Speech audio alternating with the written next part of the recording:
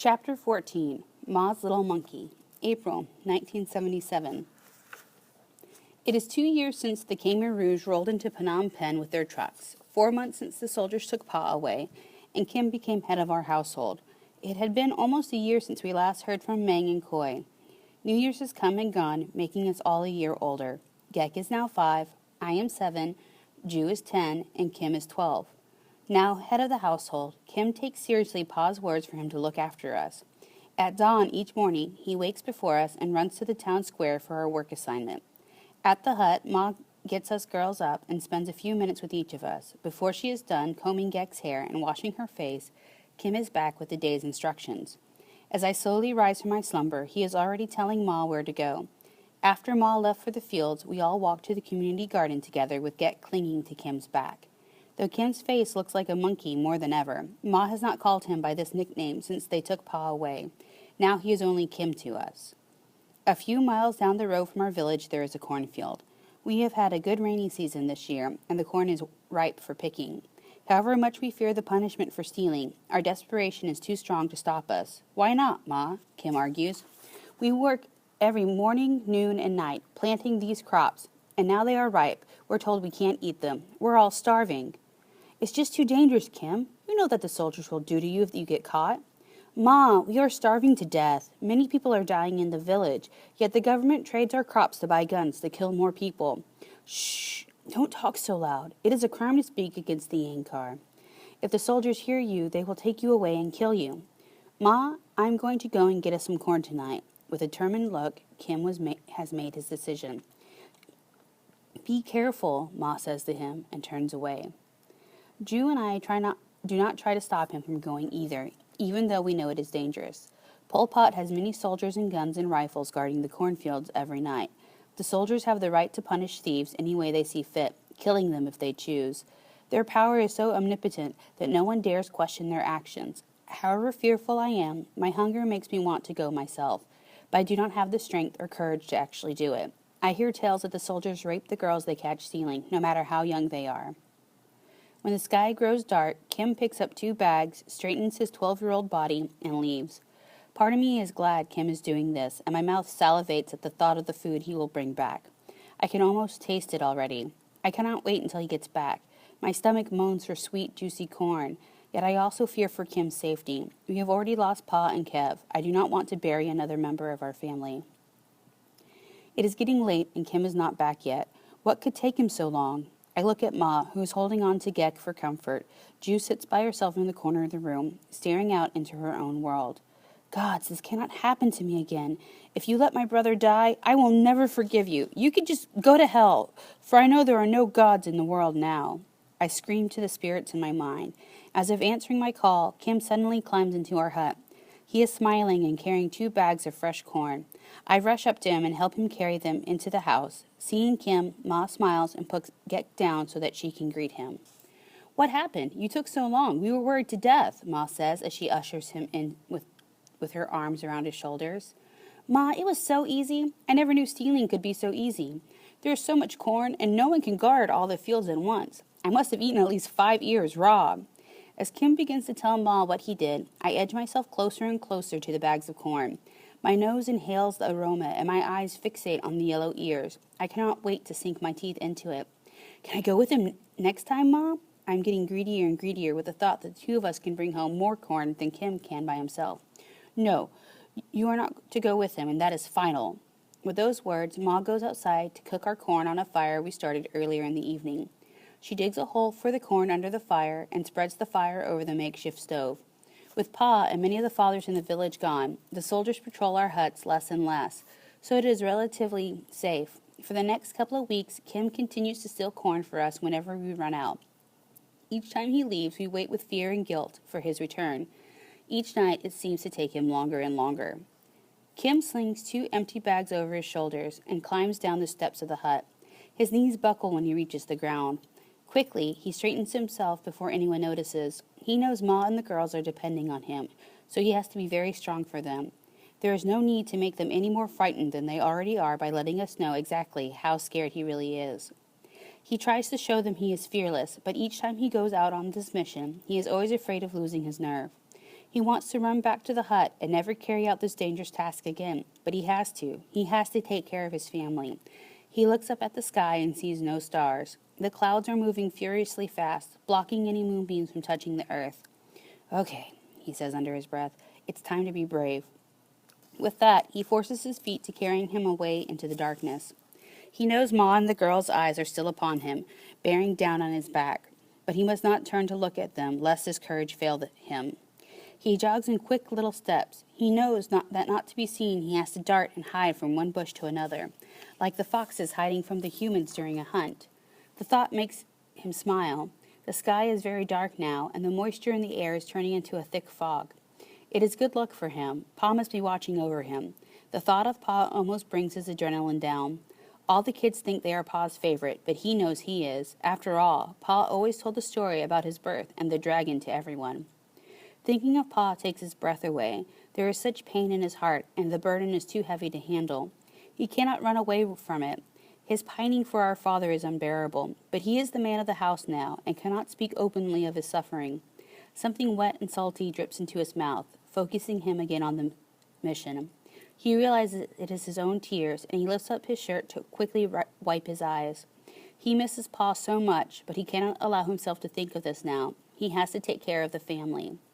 He is 12 years old and only stands as tall as Ma's shoulders, but he knows he is strong. He has to be. He has no choice. Yek's face floats around into his mind, and he fears for her. He sees her hollow eyes and her protruding stomach as she loses more and more strength each day. He hears her cries when she begs Ma to give her food. He sees Ma tell Gek time and time again that there is no food. He doesn't know how long she will live if he doesn't do this. This little bit of food is able to bring to her prolongs her life just a little more, keeping her with us just a little longer. The images fuel his anger, pushing him nearer and nearer to the cornfields. The clouds grow darker and bigger in the sky. Seconds later, he feels droplets of rain on his arms. Suddenly, it seems as though the whole sky has opened up and pours down the tears of every Cambodian, drenching him to the skin. In some ways, the rain is a blessing, as it lightens the humidity in the air. He remembers how he used to read that in some countries, the rain is cold and makes you sick, forcing people to stay indoors. Not so in Cambodia. Here the rain is warm, and in Phnom Penh, it meant it was time to go outside and play. The rain was, and still remains, our friend, even under the Khmer Rouge. Then he sees the field ahead of him. It is thick with stalks of corn, each with 3 or 4 ears, standing twice the size of the small boy. His eyes scan the area all around him. His heart beats faster, this time out of anger. Why are the killers starving us when all this is available? His adrenaline is pumping now, and with forced courage, he runs from his hiding place into the cornfield. Raindrops splatter on the leaves of the stalks all around him, splashing into his eyes, but he does not care. He picks the first ear off the stalk, hurriedly shucks it, and buries his teeth into it. The sweet, nourishing juices fall out of the corner of his mouth onto his shirt. After he fills his stomach, his fingers work busily to fill the bags. He is so busy that he does not hear the footsteps running in his direction. His heart stops when 2 hands grab him from behind and throw him to the ground. The rain has made the ground all muddy, and he slips as he tries to get back on his feet. Through his wet eyelashes, he sees 2 Khmer Rouge soldiers, their rifles slung across their backs. One soldier grabs him by the arm and pulls him off the ground, but his knees buckle, his head spins. He is shivering with cold and an ever-increasing terror. A hand slaps him hard on the face, making his ears ring. The pain is sharp and cutting, but he bites his jaws together to stop its hurt. "Please, Pa," the voice in his mind screams. "Please, help me. Don't let them kill me." "You bastard," they yell at him. "How dare you steal from the Angkar, you worthless shit?" They scream other obscenities at him, but he is too stunned to hear them. More hands push him down. "Get up," they continue to yell. He is on all fours now, and following their orders when a hard-booted foot kicks him in the stomach, knocking his breath away. He is in the mud again, gasping for breath. Another foot stomps on his back and pushes his face into the mud. He opens his mouth, gasping for air, but instead chokes on a mouthful of mud. He is sick with terror, and he does not know what to do next. A hand pulls him up by the hair, and a soldier is staring at him. "Are you ever going to come back and steal anything ever again from the Angkar?" he asks Kim.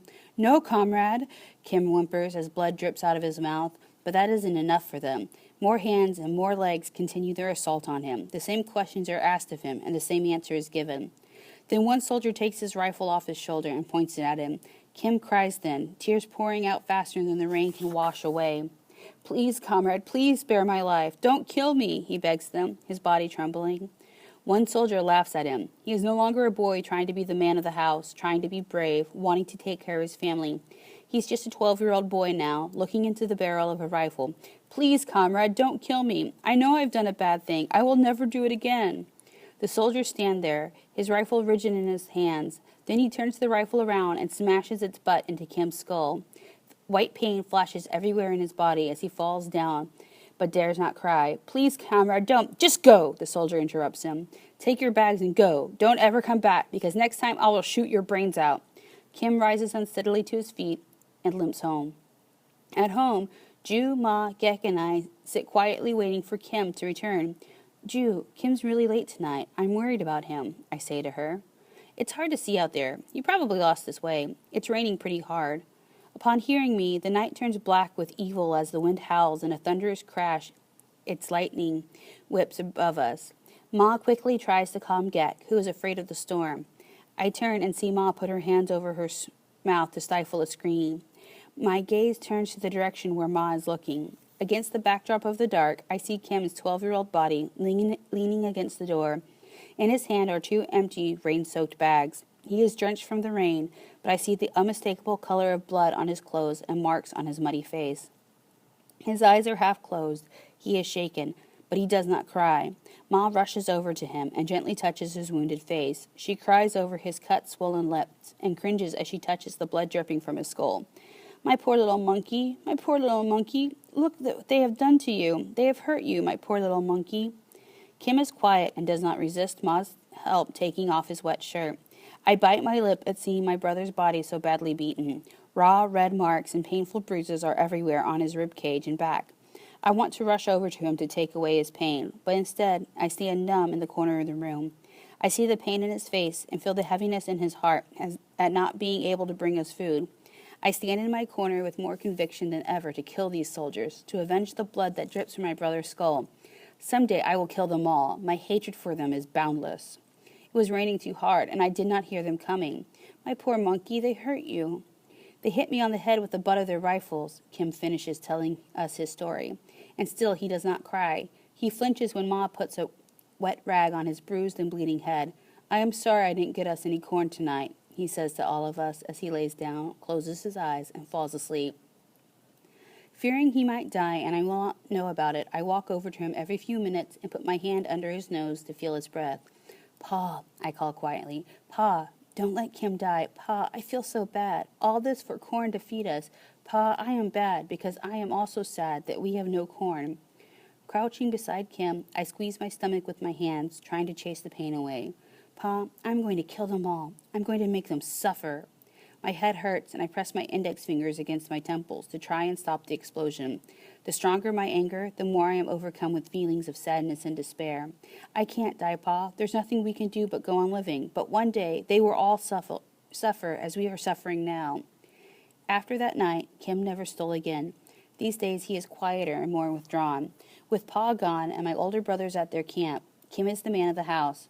But in reality, he is only a little boy who feels helpless and able to protect his own family.